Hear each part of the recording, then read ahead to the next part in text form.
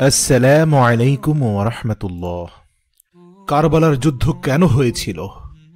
তৎকালীন শাসক ইয়াজিদ রাসূল সাল্লাল্লাহু আলাইহি ওয়াসাল্লামের আদরের নাতি ইমাম হুসাইন রাদিয়াল্লাহু তাআলা আনহুর উপরে কেন ক্ষিপ্ত ছিল? কেন তাকে হত্যার জন্য 22,000 বাহিনী পাঠিয়েছিল? আর কিভাবে শেরে খোদা হযরত আলীর সন্তান ইমাম হুসাইন রাদিয়াল্লাহু তাআলা আনহু একাই 22,000 সেনাদলের বিরুদ্ধে লড়াই করেছিলেন এবং হাজার হাজার সেনাকে নিহত করেছিলেন? আর শেষ পর্যন্ত জালিম শাসক ইয়াজিদের ভাগ্যে কি হয়েছিল? প্রিয় দর্শক, বিনীত অনুরোধ করছি, এই ভিডিওটি শেষ পর্যন্ত দেখুন। হৃদয় অন্তরাত্মাকে ঈমানের স্বাদে প্রকম্পিত করুন। হযরত আমিরে মুআবিয়া রাদিয়াল্লাহু তাআলা আনহুর ইন্তেকালের পর তার পুত্র ইয়াজিদের কাছে খেলাফত চলে আসে। ইয়াজিদ খুবই জঘন্য শয়তান প্রকৃতির মানুষ ছিল। সারা রাত সে নারী নিয়ে জানাতে লিপ্ত থাকত আর মদ খেত। ইয়াজিদের হাতে যখন খেলাফত চলে আসে তখন ইয়াজিদ নিজেই বুঝতে পেরেছিল তার মতো বদমাইশকে সিংহাসনে বসিয়ে রাসূল সাল্লাল্লাহু আলাইহি ওয়াসাল্লামের নাতি ইমাম হুসাইন রাদিয়াল্লাহু তাআলা আনহুর মতো বীর কখনোই বসে থাকতে পারে না। আর সে যেহেতু জানতো এই পৃথিবীতে তার একমাত্র শত্রু হচ্ছে শেরে খোদা হযরত আলী রাদিয়াল্লাহু তাআলা আনহুর পুত্র ইমাম হুসাইন রাদিয়াল্লাহু তাআলা আনহু, তাই সে ছলে বলে কৌশলে ইমাম হুসাইন রাদিয়াল্লাহু তাআলা আনহুকে হত্যা করার জন্য কৌশল অবলম্বন করতে লাগল। সে শুরুতে একটি চিঠি লিখল মদিনা মুনাওয়ারার গভর্নর ওয়ালিদ বিন উতলার বরাবর। সেখানে সে বলল, ইমাম হুসাইন রাদিয়াল্লাহু তাআলা আনহু যেন তার ইমানদার সাঙ্গপাঙ্গকে নিয়ে আসে এবং আমি সম্রাট ইয়াজিদের পা ধরে হাত ধরে যেন বায়াত গ্রহণ করে। এমন দাম্ভিকতাপূর্ণ চিঠি পড়ে ইমাম হুসাইন রাদিয়াল্লাহু তাআলা আনহু যথেষ্ট রাগান্বিত হলেন। এদিকে ইমাম হুসাইন রাদিয়াল্লাহু তাআলা আনহু যখন কুফার দিকে রওনা দিলেন ইয়াজিদের মুখোমুখি হওয়ার জন্য, তখনই তার কাছে বিভিন্ন গুপ্তচররা কুফার পরিস্থিতি নিয়ে বিভিন্ন সংবাদ পৌঁছাতে লাগলো। সেই পত্রগুলো ছিল আবেগ মাখা। সেখানে বলা হলো, হে রাসূল সাল্লাল্লাহু আলাইহি সাল্লামের নাতি ইমাম হুসাইন, আমরা আপনার অপেক্ষায় আছি। এখানে ইয়াজিদের জুলুম অত্যাচার অনেক বেড়ে চলেছে। আমরা আপনার অপেক্ষায় আছি, আপনার হাতে বায়াত গ্রহণ করব। ইয়াজিদের বায়াতকে কখনোই কবুল করব না।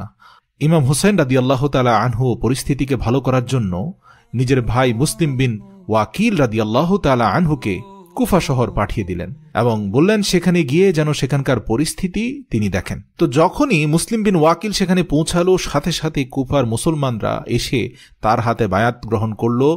18,000 মানুষ তার বায়াত গ্রহণ করলেন এবং সবাই বললেন যে আমরা ইমাম হুসাইনের সাথে আছি, ইয়াজিদকে চিনি না। এদিকে ইয়াজিদ যখন জানতে পারল যে মুসা বিন ওয়াকিলের হাত ধরে আমার রাজত্বকে প্রত্যাখ্যান করে তারা নতুন দল কায়েম করছে, সাথে সাথে সে সেই লোকদের উপর অত্যাচার নির্যাতন শুরু করে দিল। আর এই 18,000 মুসলিম অধিকাংশরাই ইমাম হুসাইন রাদিয়াল্লাহু তাআলা আনহুর ভাইয়ের সাথে অর্থাৎ মুসলিম বিন ওয়াকিলের সাথে মুহূর্তের মধ্যে পল্টি নিয়ে বিশ্বাসঘাতকতা করল। এবং খুবই দুঃখজনক হলেও সত্যি যে এই কুফার অধিবাসীরা ইয়াজিদের ভয়ে মুসলিম বিন ওয়াকিলকে নির্মমভাবে হত্যা করল। এদিকে রাসূল সাল্লাল্লাহু আলাইহি সাল্লামের নাতি ইমাম হুসাইন রাদিয়াল্লাহু তাআলা আনহু কুফার দিকে যাচ্ছিলেন, কেননা তার ভাই সর্বশেষ যে চিঠি কুফা থেকে পাঠিয়েছিল সেখানে বলেছিল, ভাইজান, এখানের পরিস্থিতি খুবই ভালো, ইতিমধ্যে 18,000 মানুষ আমার বায়াত গ্রহণ করেছে। কিন্তু হযরত ইমাম হুসাইন রাদিয়াল্লাহু তাআলা আনহু যখন খুব কাছাকাছি চলে গেলেন কুফা নগরীর, তখন তিনি জানতে পারলেন তার ভাইকে নির্মমভাবে বিশ্বাসঘাতকেরা হত্যা করেছে। এটি জেনে তিনি কান্নায় ভেঙে পড়লেন। ইতিমধ্যে ইয়াজিদের একটি বাহিনী এসে তাদেরকে বাধা দিল, কিন্তু ইমাম হুসাইন রাদিয়াল্লাহু তাআলা আনহুর বীরত্বের সামনে খুব বেশি পরিমাণে শক্ত হয়ে দাঁড়াতে পারল না। ইমাম হুসাইন রাদিয়াল্লাহু তাআলা আনহু কৌশল করে রাস্তা পরিবর্তন করে পুনরায় আবার কুফার অভিমুখে রওনা দিলেন। আর যেতে যেতে তারা এমন একটি সমতল ময়দানে পৌঁছে গেলেন যে জায়গাটির নাম হচ্ছে কারবালা। তখন তিনি তার সমস্ত লস্করকে আদেশ দিলেন তারা যেন এখানেই তাবু করে। আর এমনই ভাবে হযরত ইমাম হুসাইন রাদিয়াল্লাহু তাআলা আনহু কারবালার সেই ঐতিহাসিক ময়দানে পৌঁছে গেলেন। কিন্তু ওই দিকে যখন ইয়াজিদ জানতে পারল যে তার ছোটখাটো বাহিনী কোনোভাবেই হুসাইন রাদিয়াল্লাহু তাআলা আনহুর সামনে দাঁড়াতে পারছে না, তখন সে 22,000 সেনাবাহিনীর এক বিশাল লস্কর বাহিনী পাঠিয়ে দিল শুধুমাত্র ইমাম হুসাইন রাদিয়াল্লাহু তাআলা আনহু এবং তার সাথে থাকা 82 জন সৈনিকের মোকাবেলার জন্য। ভাবা যায় 82 জন মানুষের বিরুদ্ধে 22,000 সেনার সৈন্যদল, অর্থাৎ ইমাম হুসাইনের বাহিনী থেকে 100 গুণেরও বেশি। কিন্তু মজার ব্যাপার, এই 22,000 সৈন্য কারবালার ময়দানে এসে তাঁবু গেড়েও তাদের মনোবল ঠিক রাখতে পারল না। শেষ পর্যন্ত তারা বুঝতে পারল যে ইমাম হুসাইনকে কখনোই সামনে থেকে হারানো সম্ভব নয়, কেননা তিনি হচ্ছেন শেরে খোদা হজরত আলীর পুত্র। তো তারা কি করল, যেহেতু কারবালার একমাত্র পানির উৎস ছিল ফোরাত নদী, তাই তারা ফোরাত নদীর পানি সরবরাহ বন্ধ করে দিল। এদিকে হজরত ইমাম হুসাইন রাদিয়াল্লাহু তাআলা আনহুর দলের মানুষেরা তো পিপাসার কষ্ট সহ্য করতে পারবে, কিন্তু সেখানে যে 6 মাসের শিশু এবং নারীরা রয়েছে, তারা কি করে এই কষ্ট সহ্য করবে? উত্তপ্ত মরুভূমির বুকে পানি না খেয়ে কয়দিন বেঁচে থাকা যায়? তো সেজন্য তাদের পরিস্থিতি আস্তে আস্তে সংকটময় হয়ে গেল। এদিকে 9 মুহররমের দিন আসলো, তখন ইমাম হুসাইন রাদিয়াল্লাহু তাআলা আনহু বুঝতে পেরেছিলেন যে ইয়াজিদ এবং তার বাহিনীদের উদ্দেশ্য হচ্ছে শুধুমাত্র রাসূল সাল্লাল্লাহু আলাইহি ওয়াসাল্লামের আদরের নাতিকে হত্যা করা, শহীদ করা, এছাড়া ইয়াজিদের আর কোনো উদ্দেশ্য নেই। তাই হযরত ইমাম হুসাইন রাদিয়াল্লাহু তাআলা আনহু রাতের অন্ধকারে 9 তারিখ 9 মুহররমে সকল সাথীদেরকে একত্র করে বললেন, আমি জানি তোমরা আমার চেহারার দিকে তাকিয়ে পেছন ফিরে যেতে পারবে না, তাই আমি এই বাতিটি বন্ধ করে দিচ্ছি অন্ধকারে, যাতে তোমরা আমার চেহারার দিকে না তাকাও। দয়া করে তোমরা সবাই চলে যাও, আমার জন্য তোমাদের জীবনকে এখানে উৎসর্গ করতে যেও না। তাদের উদ্দেশ্য শুধু আমি একাই এই 22,000 সৈন্যের বিরুদ্ধে লড়াই করব। তোমরা তোমাদের সন্তানদেরকে নিয়ে ফিরে যাও, এই লড়াই তোমাদের নয়, এটা আমার। তো তিনি বাতি বন্ধ করে 2 ঘন্টা অপেক্ষা করার পর পুনরায় বাতি জ্বালিয়ে দেখলেন এদের একজনও সরে যায়নি। প্রত্যেকে ইমাম হুসাইন রাদিয়াল্লাহু তাআলা আনহুর দিকে তাকিয়ে হু হু করে কান্নাকাটি করছে। ইমাম হুসাইন রাদিয়াল্লাহু তাআলা আনহুর চোখের পানি আটকাতে পারলেন না, আর তারা প্রত্যেকে ইমাম হুসাইন রাদিয়াল্লাহু তাআলা আনহুর হাত শক্ত করে ধরল এবং বলল, ইয়া ইমাম হুসাইন, আপনি হচ্ছেন শেরে খোদা আলীর পুত্র, আপনি হচ্ছেন রাসূল সাল্লাল্লাহু আলাইহি ওয়াসাল্লামের আদরের নাতনি। আমরা কি করে আপনাকে ছেড়ে এভাবে চলে যাব? এই দুনিয়ার জিন্দেগি কি সব? এরই মধ্যে কথা বলতে বলতে হঠাৎ করে তীর এসে ইমাম হুসাইন রাদিয়াল্লাহু তাআলা আনহুর 6 মাসের শিশু সন্তানের বুকে ঢুকে গেল এবং চোখের সামনে নিজের দুগ্ধ পুষ্য সন্তানের মৃত্যু দেখে ইমাম হুসাইন রাদিয়াল্লাহু তাআলা আনহু হু হু করে কেঁদে উঠলেন। তখন ইয়াজিদ বাহিনী একের পর এক তীর বর্ষণ করতে লাগল। হযরত আব্বাস ইমাম হুসাইন রাদিয়াল্লাহু তাআলা আনহুর সামনে ঢাল হয়ে গেলেন এবং এক পর্যায়ে তীর এসে হযরত আব্বাসের পিঠ ঝাঁঝরা করে দিল। ইমাম হুসাইন রাদিয়াল্লাহু তাআলা আনহু আস্তে আস্তে সামনের দিকে অগ্রসর হলেন এবং ফোরাত নদীর কাছে চলে গিয়ে সেখান থেকে পানি নিলেন এবং তিনি পানি পান করলেন। তারপর বীর দর্পে হুঙ্কার দিয়ে বললেন, কে আছো সামনে অগ্রসর হও। 22,000 সেনাদলের মধ্যে অতি উৎসাহী 200-300 সেনাদল দৌড়ে গেল, যারা আসলে চাইছে ইয়াজিদের কাছ থেকে পুরস্কার নিতে, এবং তারা ইমাম হুসাইন রাদিয়াল্লাহু তাআলা আনহুর কাছাকাছি এসে বুঝতে পারল যে তারা আসলে কার সামনে এসেছে। ইমাম হুসাইন রাদিয়াল্লাহু তাআলা আনহু ছিলেন শেরে খোদা, আল্লাহর সিংহ হযরত আলীর পুত্র। তিনি একাই এই 350 সৈন্যের প্রত্যেককে নিহত করলেন এবং এই দৃশ্য দেখে যে 22,000 সেনাদল ছিল পিছনে, এদের কেউ আর এক পাও সামনে অগ্রসর হওয়ার চেষ্টা করল না। এতটাই ভয় পেয়েছিল, কেননা এটা একটা অস্বাভাবিক যুদ্ধ হয়েছিল যেখানে শত শত সেনা নিহত হয়েছিল শেরে খোদা হযরত আলীর পুত্র ইমাম হুসাইন রাদিয়াল্লাহু তাআলা আনহুর তরবারির ডগায়। যখন ইয়াজিদের বাহিনী বুঝতে পারল কোনোভাবে ইমাম হুসাইনকে সামনে থেকে হারানো সম্ভব নয়, এমনকি তীর চালিয়েও নয়, তো ইয়াজিদের বাহিনী অপেক্ষায় ছিল কখন হুসাইন রাদিয়াল্লাহু তাআলা আনহু নামাজের জন্য দাঁড়ায়, কেননা তারা ভালো করে জানে রাসূলের নাতি কোনোভাবেই নামাজ মিস দিতে পারে না। অতঃপর সময় এসে গেল। আসরের সময় আসা মাত্র যুদ্ধের ময়দান থেকে একটু আড়ালে একটি গুহার পাথরের উপরে উঠে ইমাম হুসাইন রাদিয়াল্লাহু তাআলা আনহু আসরের সালাতের নিয়ত বাঁধলেন এবং কিছুক্ষণের মধ্যেই তিনি সিজদায় গেলেন। এইদিকে ইয়াজিদের বাহিনীর এক নিকৃষ্ট বীর যোদ্ধা, তার নাম ছিল শিমার বিল জশান, সে ইমাম হুসাইন রাদিয়াল্লাহু তাআলা আনহুর গর্দানের উপর সজোরে তরোয়াল দিয়ে আঘাত করে তার মাথাকে শরীর থেকে আলাদা করে দিল। ইন্না লিল্লাহি ওয়া ইন্না ইলাইহি রাজিউন। হযরত ইমাম হোসেনকে শহীদ করার পর ইয়াজিদের বাহিনী তার মাথা মোবারক নিয়ে সমস্ত কুফা শহরে ঘুরেছিল, নৃত্য করেছিল।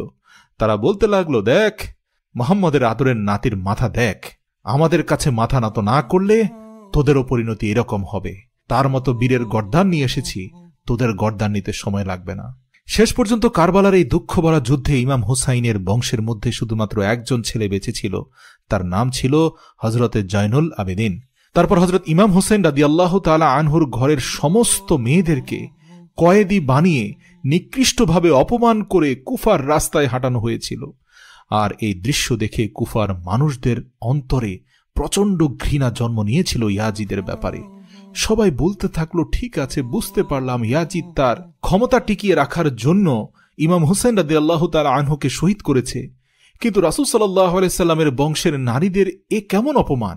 কিন্তু মানুষ ছিল ভীত, কোনোভাবেই তারা ইয়াজিদের সামনে দাঁড়াতে পারছিল না। আর ইমাম হোসাইনকে শহীদ করার পর ইয়াজিদ ভেবেছিল এই পৃথিবীতে তার সামনে মাথা তুলে দাঁড়ানোর মতো আর কেউ নেই, আর সে কারণে সমস্ত পৃথিবী তার ভয়ে নতুন করে কেঁপে উঠবে।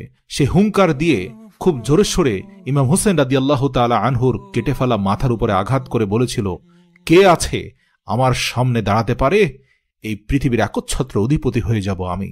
প্রিয় দর্শক, এবার আপনাদেরকে জানাবো এই পৃথিবীর একচ্ছত্র অধিপতি ইয়াজিদের কি পরিণতি হয়েছিল। ইতিহাস বলে, যখন ইয়াজিদ ইমাম হুসাইন রাদিয়াল্লাহু তাআলা আনহুকে হত্যা করে ফেলল, তখন সে এটি ভাবছিল যে এমন অত্যাচারের পর আরবের সমস্ত মানুষ আজীবনের জন্য তার বায়াত কবুল করে নিবে, ভয়ে হোক, ইচ্ছায় হোক, অনিচ্ছায় হোক, যে কোনোভাবে তার সামনে মাথা নত করে রাখবে। কিন্তু ওই যে রাসূল সাল্লাল্লাহু আলাইহি সাল্লামের মেয়েদেরকে কুফার রাস্তা দিয়ে যখন বন্দী করে হেঁটে হেঁটে নিয়ে যাচ্ছিল, তাদেরকে ছড়ি মারছিল, অত্যাচার করছিল, রাসূল সাল্লাল্লাহু আলাইহি সাল্লামের বংশের মেয়েরা ছিল সম্মানিত নারী, তাদের মুখ দিয়ে তখন খুতবা বের হচ্ছিল। এই খুতবা শুনতে শুনতে মৃত মানুষগুলোর অন্তরে আবার ইমানি আত্মা জেগে উঠেছিল, সেটি আরেকবার নতুন করে জীবিত হতে লাগলো। আর এমনই ভাবে ইয়াজিদের বিরুদ্ধে সেদিন থেকে ক্ষুদ্র আকারে পুনরায় আবার আন্দোলন শুরু হলো। সেই নারীদের খুতবায় সবাই ভেবে উঠল, ইসলাম আল্লাহর মনোনীত দিন, মোহাম্মদ মুস্তাফা সাল্লাল্লাহু আলাইহি ওয়াসাল্লাম আল্লাহর প্রেরিত রাসূল, আর নবীর বংশধর আল্লাহর সবচেয়ে প্রিয়। যে নবীর বংশের উপর জুলুম করছে তাকে বাদশা বলা সবচেয়ে বড় গুনাহ হবে। আর এজন্য মদিনাবাসীদের মধ্যে ইয়াজিদের বায়াত গ্রহণ করাকে অস্বীকার করল যারা বীর ইমানদার ছিল, যেটি দেখে ইয়াজিদ মদিনার উপরে আক্রমণ করে বসল। বলা হয়ে থাকে ইয়াজিদ 3 দিন পর্যন্ত মদিনার ভেতর লুটপাট করতে থাকে, এমনকি সে মসজিদে নববীতে নিজের ঘোড়াকে বেঁধে রেখেছিল যেখানে আল্লাহর রাসূল নামাজ পড়াতেন, নাউযু বিল্লাহি মিন যালিক। আর আসহাবে রাসূলের সন্তানদের সঙ্গে যতটা পারত সে দুর্ব্যবহার এবং অত্যাচার করতে লাগলো। আর এই কারণে মক্কা থেকেও ইয়াজিদের বিরোধিতা প্রখর হতে লাগলো। কিন্তু তবুও ইয়াজিদ যেন থামার পাত্র নয়। যখন জানল মদিনার পরে মক্কার লোকেরাও তার উপর ক্ষুব্ধ এবং তার বায়াত এখন আর গ্রহণ করতে চাচ্ছে না, কেননা ইমাম হোসাইনের কষ্ট বেদনা তাদেরকেও কাঁদাচ্ছে, এটা জানতে পেরে আবার ক্ষুব্ধ হয়ে মক্কাতেই আক্রমণ করে বসল ইয়াজিদ। ইতিহাস থেকে জানা যায় সেই ঘটনাকে হীরার ঘটনা বলা হয়ে থাকে। ইয়াজিদ এমন এমন কাজ করেছিল মক্কা আক্রমণ করে, যা এই পৃথিবীর বুকে আর কেউ রাসূল সাল্লাল্লাহু আলাইহি সাল্লামের ওফাতের পরে করেছে কিনা সন্দেহ। যে দৃশ্যগুলো দেখে মক্কাবাসীরা সবাই ইয়াজিদকে লানত দিয়েছিল। সে মক্কা মুকাররমা আক্রমণের পর মক্কা শরীফের চারপাশে আগুন লাগিয়ে দিয়েছিল। খানায় কাবাতে আগুন জ্বলতে দেখে মানুষ প্রচণ্ড মাত্রায় তার উপর ক্ষুব্ধ হয়ে ওঠে। যেদিন মক্কার চারপাশের গিলাফে ইয়াজিদ আগুন দিয়েছিল, সে আগুন খুব বেশিক্ষণ দীর্ঘস্থায়ী হয়নি। হঠাৎ করে দৌড়ে এসে মানুষজন পানি দিয়ে সে আগুন নিভিয়ে দেয়। মজার ব্যাপার, মক্কা মুকাররমার গিলাফে কোনো প্রকার ক্ষতি হয়নি, সেখানে কোনো কিছু পড়া যায়নি, কিন্তু দীর্ঘক্ষণ আগুন জ্বলে পরে নিভে গিয়েছিল। কিন্তু যখন থেকে আগুন নিভে যায় তারপর থেকে ইয়াজিদের পেটে আগুন জ্বলতে থাকে, অর্থাৎ ইয়াজিদ ভয়ঙ্কর রকমের এক রোগে আক্রান্ত হয়ে যায়। সেই রোগটা ছিল এত মারাত্মক যে সারাক্ষণ শুধু ইয়াজিদের পিপাসা লাগত। সে পিপাসায় অস্থির হয়ে যেত, শুধু বলতো, পানি দাও, পানি দাও, আমাকে পানি দাও। আর যখনই সে পিপাসার্ত কুকুরের মতো পানি পান করার জন্য উদ্গ্রীব হয়ে পানি পান করত, সাথে সাথে এই পানি তার পেটে গিয়ে তার নাড়িভুড়িকে জ্বালিয়ে দিত। যতক্ষণ পর্যন্ত না তার প্রস্রাব হতো ততক্ষণ পর্যন্ত এই পানি পেটের মধ্যে কাবা শরীফের গিলাফের আগুনের মতো জ্বলতে থাকত। তার সাম্রাজ্যের বড় বড় হাকিমরা পর্যন্ত পেরেশান হয়ে গিয়েছিল যে তাদের মহারাজের কি এমন রোগ হলো যে এই রোগটা সারাক্ষণ শুধু পেটের মধ্যে জ্বলতে থাকে। এদিকে পানির পিপাসা ছাড়া সে বাঁচেও না, আর পানি খেয়ে শুধু পেটের যন্ত্রণায় ভুগতে থাকে। এমন কোনো রাত ছিল না যে রাজ দরবারের মানুষরা শান্তিতে ঘুমাতে পারত, কেননা সারা রাত ইয়াজিদ চিৎকার চেঁচামেচি করত, কষ্ট যন্ত্রণা সহ্য করতে না পেরে দেয়ালের সাথে নিজের মাথা বাড়িয়ে দিত। মানুষ তার এমন অবস্থা দেখে বলতে লাগলো, এই আজাব হুসাইন ইবনে আলীকে পিপাসিত রাখার জন্য এসেছে। দেখ সেই সময়ের বাদশা, আজ তোর কি পরিণতি। এক বিন্দু পানির জন্য ছটপট করিস, আর সেই পানি খেয়ে পেটকে পুড়ে ফেলিস। অথচ রাসূল সাল্লাল্লাহু আলাইহি ওয়াসাল্লামের আদরের নাতি ইমাম হুসাইন এক ফোঁটা পানি তোদের কাছে চেয়েছিল, তোরা দিসনি। এর মধ্যে ইয়াজিদের পরিস্থিতি ভয়াবহ হয়ে গেল। তার শরীরে কোনো মাংস বলতে কিছুই ছিল না, শুধু হাড্ডিসার একটা কঙ্কাল হয়ে গিয়েছিল। একদিন সে তার সন্তানকে ডেকে বলল, হে প্রাণের সন্তান, তোমাকে বড়ই ভালোবাসি, আমি চলে যাচ্ছি, চলে তো যেতেই হবে। এরপর এই সিংহাসনকে তুমি দেখভাল করবে। এটি শুনে ইয়াজিদের পুত্র খুব ঘৃণার স্বরে বলল, এই সিংহাসনে হুসাইন ইবনে আলীর রক্ত লেগে আছে, আপনি ভাবছেন আমি এই সিংহাসনে বসব? লানত আপনার সিংহাসনের উপর। পিতা হিসাবে যতদিন আপনি বেঁচে ছিলেন ততদিন আপনার উপরে আপনার খেদমত করা আমার জন্য ফরজ ছিল। এমনকি আপনি বেঈমান হলেও সেটা ফরজ ছিল, সেটা আমি পালন করেছি। কিন্তু মানুষ হিসাবে আমি আপনাকে অনেক ঘৃণা করি। পৃথিবীর একমাত্র সন্তান আমি, যে পিতার রাজ্যকে ঘৃণা ভরে প্রত্যাখ্যান করলাম। এ কথা শুনে ইয়াজিদ পাগলের মতো হয়ে গেল। এক পর্যায়ে ইয়াজিদ সারাক্ষণ শুধু একটি পাথরের দিকে তাকিয়ে থাকত। যখন দেখতে পেল পানি খেলে তার পেটের ভিতরে নাড়িবুড়ি সব জ্বলতে থাকে, এমনকি ইয়াজিদ বাথরুমে গেলেও চিৎকার চেঁচামেচি করত, তো এ কারণে সে পানি খাওয়া বন্ধ করে দিল। এদিকে আস্তে আস্তে ইয়াজিদের শরীরটা একটা জীবন্ত কঙ্কাল হয়ে গেল। পিপাসার জন্য ছটপট করত, এর জন্য মাঝে মাঝে তাকে নেশাদ্রব্য দেয়া হতো। সারা রাত সে নেশা করত এবং তার নিজের সাথে একটি তার পোষ্য বানর ছিল। এক পর্যায়ে সেই বানরটি তাকে ছেড়ে জঙ্গলে চলে যায়। তখন সিপাহীরা বলল, হে মহারাজ, আপনিও না হয় জঙ্গলে গিয়ে সে বানরটাকে খুঁজুন। আসলে রাজ্যের সকল মানুষ এতটা বিরক্ত হয়ে গিয়েছিল, কেননা এদিকে আমিরের হুকুম পালন করতে হবে আর ওইদিকে আমিরের চিৎকার চেঁচামেচিতে তারা রাতে ঘুমোতে পারছিল না, তারাও অসুস্থ হয়ে যাচ্ছিল। তারা চাচ্ছিল কোনোভাবে ইয়াজিদ এই পৃথিবী থেকে বিদায় নিক, তাদেরকে স্বস্তি দিক। তাই সিপাহীরা কৌশল করে বলল, ইয়াজিদ, আপনি না হয় ঘোড়া নিয়ে আমাদের সাথে চলুন, আমরা জঙ্গল থেকে বানরটা খুঁজে বের করি। ইয়াজিদও রাজি হয়ে গেল, কেননা সে চাচ্ছিল কোনো না কোনোভাবে তার যন্ত্রণা সে ভুলে থাকতে। তো ইয়াজিদ তার সবচেয়ে প্রিয় ঘোড়াটিতে উঠল। মজার ব্যাপার, এটি ছিল ইমাম হুসাইন রাদিয়াল্লাহু তাআলা আনহুর ঘোড়া। ইমাম হুসাইন রাদিয়াল্লাহু তাআলা আনহুর শরীর থেকে গর্দানকে আলাদা করার পর তার ঘোড়াটি কেড়ে এনে সীমার ইয়াজিদের হাতে তুলে দেয়। তারপর থেকে সেই ঘোড়াতেই চলাফেরা করত ইয়াজিদ। অতঃপর সেই ঘোড়ায় চড়ে যখন জঙ্গলের দিকে যাচ্ছিল, হঠাৎ করে ঘোড়াটি একটি ডিগবাজি দিয়ে ইয়াজিদকে মাটিতে ফেলে দেয়। কিন্তু মজার ব্যাপার, ইয়াজিদের পায়ের মধ্যে ঘোড়ার একটি রশি খুব শক্তভাবে বাঁধা ছিল, আর যেহেতু ঘোড়া কোনোভাবেই তার দৌড় থামাচ্ছিল না, এর ফলে পড়ে যাওয়া ইয়াজিদ মাটির সাথে ঘর্ষণ খেতে খেতে ছেঁচড়ে মেচড়ে চলে গেল। এমনকি পাথরের উপরে এমন পরিস্থিতি হলো যে ইয়াজিদের হাত ৮-১০ টুকরো হয়ে বিভিন্ন স্থানে রয়ে গেল। মাথাটা ঘর্ষণের ফলে এমন পরিস্থিতি হয়েছিল যে পরবর্তীতে তার দিকে তাকিয়ে ঠিক বোঝা যাচ্ছিল না যে মাথার কোন দিকে নাক এবং মুখ রয়েছে আর কোন দিকে চুল রয়েছে। কিন্তু সেই ঘোড়া কোনোভাবে তার দৌড় থামাল না। ইতিহাসের পাতা থেকে জানা যায়, ইয়াজিদের সিপাহীরা যখন ইয়াজিদের লাশকে দেখেছিল, তখন তারা নিজের মুখেই বলতে লাগলো, হুসাইন ইবনে আলীর রক্তের আসল সাজা এটি।